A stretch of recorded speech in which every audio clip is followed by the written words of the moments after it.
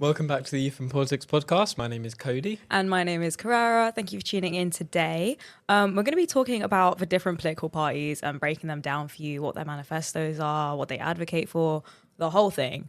But before we do that, we have an announcement to make, guys.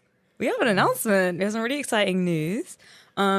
So in case you didn't know, we were finalists in the Milton Keynes Inspiration Awards 2025 for the content creator category. And then We won. Oh my God. That's so exciting. So, from the podcast, we just want to say a massive thank you and a well done to all the other 5 candidates that was in the race. Yes.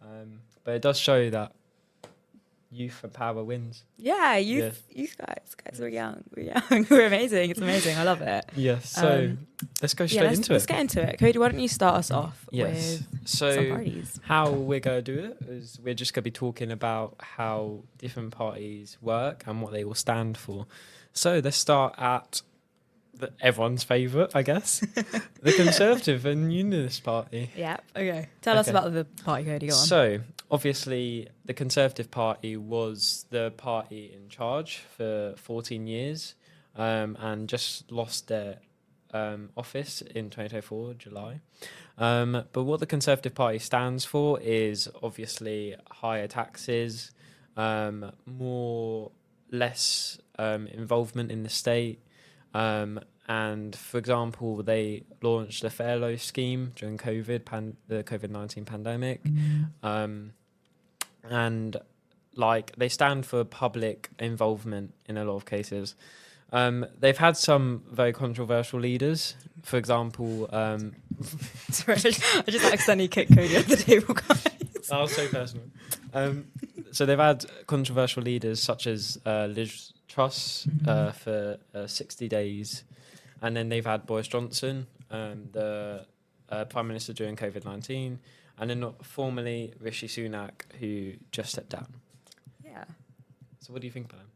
Yeah. I think they've been because I feel like part of my life, growing up, because they were there for 14 years. That's a lot of my childhood, I guess. That's 14 years of my life and I'm only 18. So that's they've been around for a huge chunk of my life. Obviously I didn't live in England, so I feel like maybe I didn't feel the impact of it firsthand. Yeah. But they have it's undeniable that they've played a massive role in where we are today as a country. No, 100%. And they obviously, because they're in so long, 3 consecutive terms, which I think isn't the longest, but could be up there. But they've really had an impact on so many people's lives. But they also had so many things to deal with. They obviously had the Queen Elizabeth's death. They've had the cost of living. Obviously, as we know, the wars in Ukraine and Gaza. So they had a lot to deal with in their terms. But I think by the end of it, a lot of people were just kind of fed up with how it was and they wanted change. Yeah. Which obviously led to the Labour Party. Yeah, exactly. And change is something that the Labour Party did offer. So let's talk about Labour. Labour is our current government. So Keir Starmer, Prime Minister, very, very cool. Basically, the Labour manifesto, what they focused on was they wanted to slash waiting lists for the NHS and fund it more. So have more funding for NHS, but get rid of those waiting lists. Vote to 16, which massive thing for young people, was promised in their manifesto and is now finally coming to life. They wanted to reduce tax. Did that happen? Not necessarily. Maybe not necessarily. I think that was a very controversial thing. That was especially big for thing. small businesses. I think a lot of them have felt like it was a bit of a betrayal on their part. But yeah, I think it was a very thing that wasn't made clear enough, or what taxes they were going to do. Yeah, because I think a huge part of their manifesto when it was initially proposed was just change. Yeah. They were never, there was a lot of uncertainty as to how they would actually change. How they would change how we live, everything. It was just not clear. And as we see in PMQs, Prime Minister's questions, quite a bit, you see Keir Starmer, the Prime Minister, very chill at the dispatch box, I find. Is it just me? He seems pretty calm. Yeah. I think. But I don't, maybe that's just maybe that's yeah. I'm a calm person. Do you know what I mean? I don't know. It's kind of hard to tell. He may just be very chill Yeah. inside. Yeah. Whereas you saw like Boris Johnson, like very Passionate speaker. yeah, he kept like banging his fist on the dispatch box. Yeah, you did have a lot of that actually. But yeah, I don't know, maybe it's the way he speaks that's very calm and collected. But I know that for some people it can come across like he isn't as like invested or interested, and I don't know if that's maybe like that's just what people think, or I think like considering this is the first Labour government since Gordon Brown and Tony Blair, what do you think has changed from the Labour Party? I know, tough question. That was a really loaded question. I wasn't prepared for that. I was not prepared for that. That was not in our brief, guys. No, it wasn't. Ooh. Cara needs to think about that. I just think, okay, I don't know if this is necessarily the Labour Party, or if it's just the circumstances that the party is in. Yeah. So I feel like now the world's really different. We've been through COVID. That was a massive shift. Do you know what I mean? And now the problems that we face probably increased. Do you know what I mean? Yeah. The problems that we face as a society now have probably increased. In some cases decreased. But I think just the circumstances that the party's been put into, I would say that's kind of different. Yes, and some will argue, like obviously when Labour came in power, they claimed that there was £80 billion black hole or something that the last Tory government said, and then Tory government said that was Labour's. So there's very backwards and forwards. Up to you guys what you believe. Yeah, you can decide what that is actually. But I will say one thing that Labour's done that I am very like I think a lot of people are happy about. Is one, vote to 16 is also a divided opinion actually, but they have the whole thing with energy drinks and banning the selling banning the selling of energy drinks to people under 16, and the work that they're doing to help ban junk food ads that we see online, which is really cool. I'm part of an organisation called My Back, as is Cody, and that's something that the organisation advocates for. So for us, that was really great news, and I think it will definitely help improve the health of like the future the coming generation. So that's like I think they definitely are trying to go down that path of protecting the health of a whole entire generation. And you can see that very clearly in their manifesto, and to mandate they have achieved on that. There's still some things that I believe that they could do better. For example, if like on ads on like council-owned spaces, they're still allowed to do that, which I think that could be changed quite a bit. But yes, definitely. Moving on. Next pie. Another one that was very controversial is the Reform UK Party, which they're up to quite some fun things right now. They're having a great summer. They are. They've just launched a campaign, Britain is Lawless. Which, Cara, what do you think about that campaign? It's interesting. That's an interesting campaign. I think it's like a bit radical compared to like what campaigns we're used to seeing and like experiencing. And I think for like our generation, I think this is probably one of the bigger like out there campaigns. Obviously, like there was everything with Brexit, but like that at that point we were all quite young. I don't think any of us really knew what was going on in the world.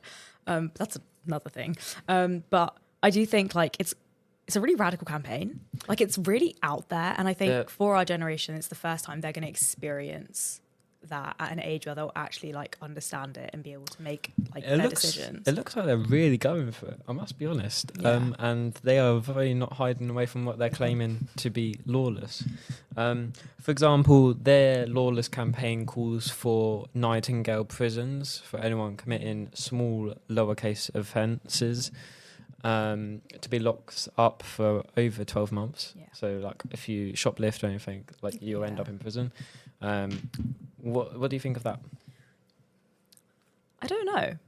Like, I think it's okay in a sense. Okay, it's good. People being like, you know, like the crimes are being like justified, like not justified. Sorry, they're being brought to justice.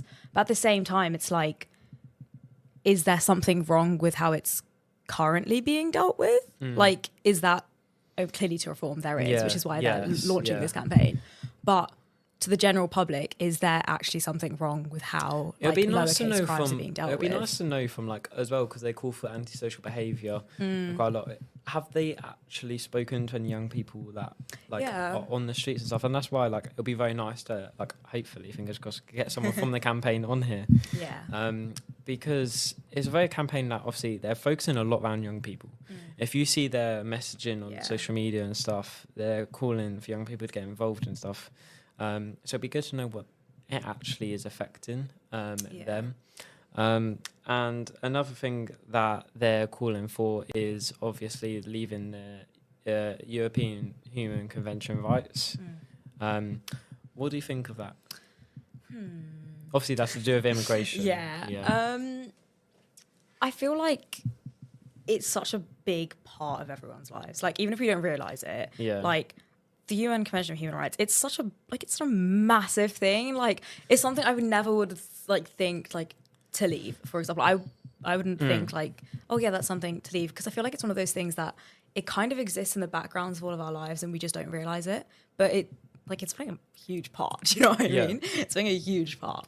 And sorry, I want to pick up on something you said about the young people, because I think after Labour, in terms of young people voting and everything and who they support, Reform was the second highest. So it went Labour, Reform, and like it just shows that they do have the support of young people. Which democratically I think I personally support, because I think young people, if we're now claiming they can vote, I think they're old enough to make their decision.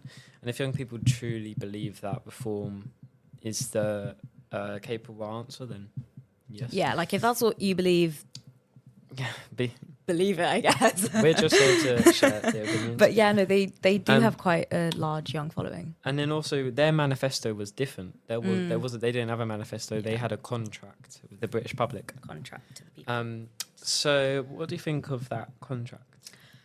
It's interesting to me because for me, when I hear the word contract, to me that means promise. Do you know what I mean? So that's a promise that they are making to the people, to young people, to adults, to like the future generations, the older generations. Like they are making a promise to the people that they will deliver.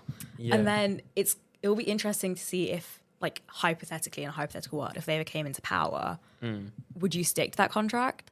Would you break that contract? And I think it also gives them a more like businessy kind of feel, rather than it being like more like, I want to say casual, but like, do you know what I mean? It gives them more of like, I think, we have a contract.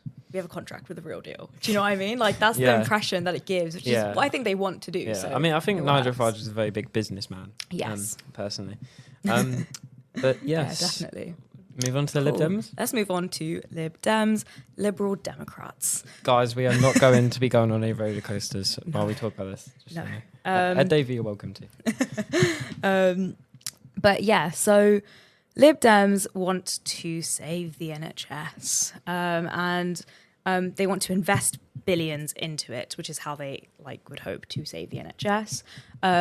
Also, not just for the people, but also for carers and care workers, increasing the minimum wage by £2 for them and adding £20 allowance to their weekly spend, which very interesting. Cody, what do you think on that?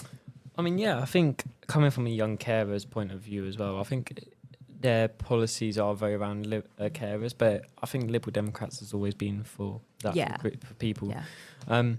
It was nice to see in their manifesto that they're putting British public first. Yeah. In, like, for example, the water companies, they don't want the big bosses to get any bonuses. They're very clear on like where money goes. Yeah. So yes, but I think Liberal Democrats in the general election did get so many young people's vote, and I think that was the biggest young people's turnout for the Liberal Democrat group for a long time. Yeah. I mean, they had a big increase anyway, in general. General, they've had a massive increase. I think that was the most historic year for the Liberal Democrats, and I think there is more to come. Yeah, definitely. And I think they are doing so much for young people. They want to help sort out the sewage and water problem, like you said. So taxing companies if they aren't able to sort that out, but also like providing more mental health support in schools, for example, by having like one professional mental health carer in every single school. They want to increase free school meals by 1 million people, which to be fair, the Labour Party has done. They've increased it by 500,000, so hopefully another half. And hopefully making it universal one day as well would be pretty cool, I think. But the Labour Party is also working towards that, but it was also in Lib Dem's manifesto, just for context. What do you think? Oh, sorry. Go on. What do you think on I've lost my point. Great. Oh. Cody. Well, actually, yes. So obviously, Ed Davey is a very funny guy, but I think we can all admit that as young people. He's fun. But obviously, how he campaigned in 2024, he went on like bungee jumping, canoeing, water parks, roller coasters. Do you think that's a different way of campaigning to young people? I think so, but I think it's kind of cool, like, because it grabs your attention. Do you know what I mean? Yeah. Instead of it being like the standard campaign, like you saw with like Kamala Harris, she did Brat. Brat summer was 2024 summer, and she picked up on that. Do you know what I mean? Yeah. And I think Ed Davey did something very similar with catching people's attention, because that's not a normal way to campaign. Like it's just not, and I think it's cool. And I think it also, like, by doing all those different things, it just shows how much you can do, like, as an individual. Like, I could go bungee jumping, I could go on a roller coaster, like, do you know what I mean? Like, it keeps it relatable. It humanizes him a lot more, I think, because so obviously sometimes like MPs and like politicians can always come across as just like figures. Do you know what I mean? So I think it does humanize him, and I think it was an interesting approach, and it definitely did catch the eye of young people. So props to him, I guess. So moving on to the Green Party now. Yes. So the Green Party, again, had another historic year. They also are going for a leadership change just now. So also voting's open. So if you are a Green member, cast your vote. Cast your vote. But the Green Party campaigns on scrapping tax and changing the tax system in general. They also want to include a wealth tax, taxing those who earn over £50,000 a year. They want to also sort net zero before 2050.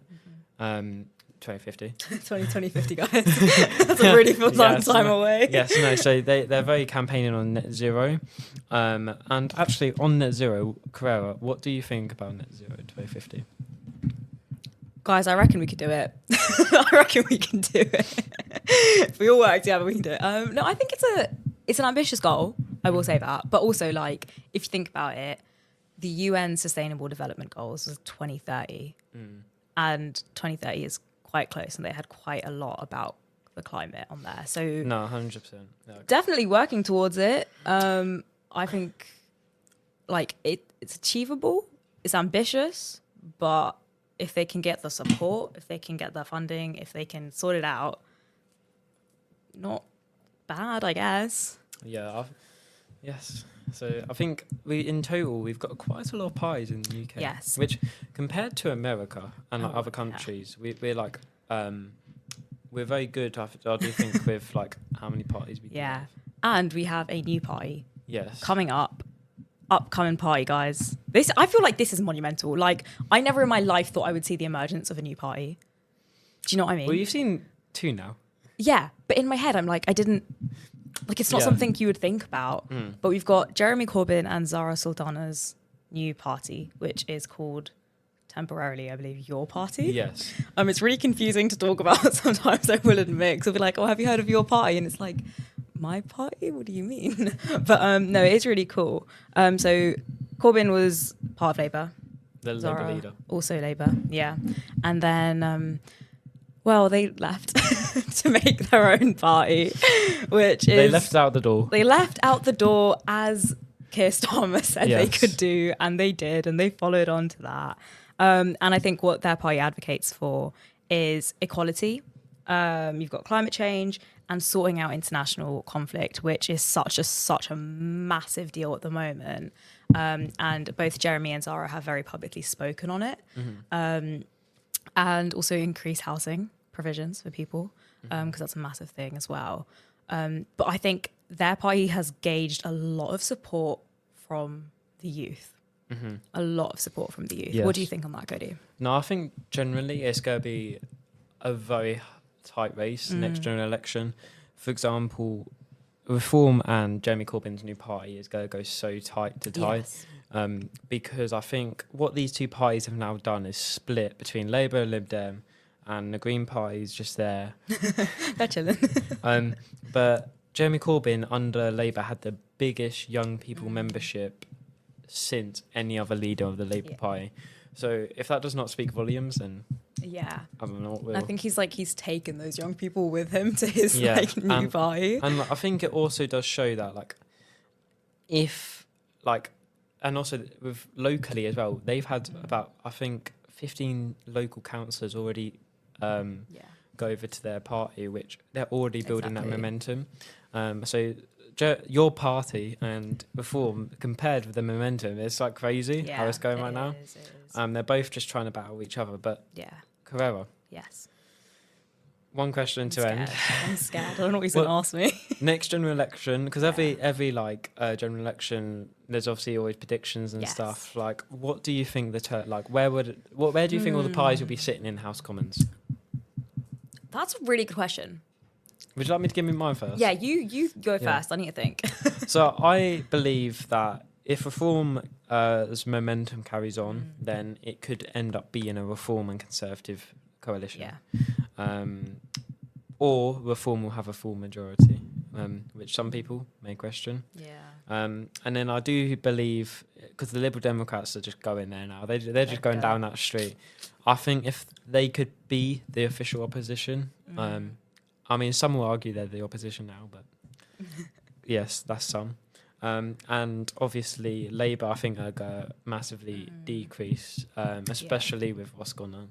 Yeah, I think I reckon Labour probably go down. Yeah. I think it will be between Reform and your party. But like you said, there could be like a coalition government, which would be wild. I think it could be a coalition on so many levels. Yeah. For example, if the Green Party and Jeremy Corbyn's party, because Zach, I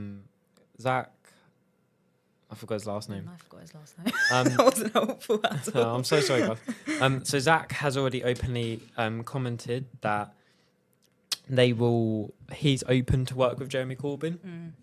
So the Green Party and Jeremy Corbyn's party, your party could see a coalition if they both do well. Yeah. But then again, you never know what's on the horizon with Liberal Democrats and Labour. Yeah. Because I'm pretty sure right now they could easily hold a coalition. This is my thing. I'm like, I just don't know where it's gonna go. It depends on how the leaders act with each other. Yeah, so I'm like, it depends on how they get along, if they get along, and will that last until the next general election? Yes, I think. But yes. it's a pretty interesting thing. But I hope that broke down the political parties for you a little bit. But yeah, that's the major ones in England. Obviously, if you have any views on it, please do let us know. Yeah, comment. send us a DM. Yeah. Yes. Let us know. Yeah. Yeah, cool. Thank you so much for tuning in. Bye.